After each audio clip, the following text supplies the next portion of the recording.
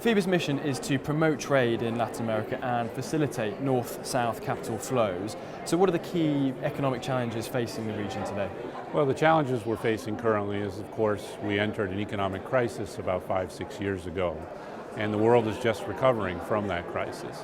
However, the good part of that is that we have an ambitious program that was set by President Obama and also by Governor Scott here in Florida to get us out of the economic crisis by doubling exports over a 5-year period.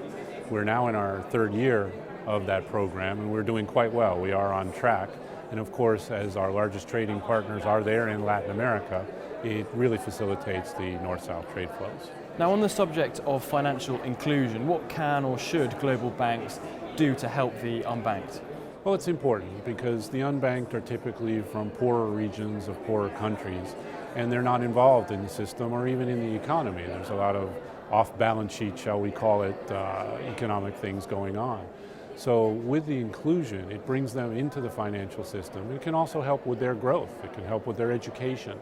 And technology has been a big driver of that because a lot of these people live in remote areas of their countries where they may not have a branch nearby. However, now with a smartphone, you can access a bank account, you can access the financial system, make wire transfers and things like that. So it's extremely important to help with the development of those countries. Corporate governance now, how important are strong corporate governance principles in the context of Latin American countries' economic growth going forward? Well, strong corporate governance is important from the standpoint of bringing confidence to the system.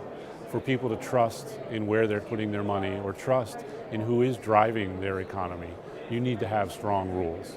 Here in the United States, we have, of course, a lot of consumer protection as a result of the economic crisis. We have the Dodd-Frank bills.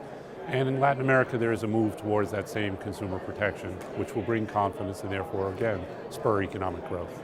In Latin America, the big story of the last 10 years was the commodities boom. So how do you think the next decade will be defined?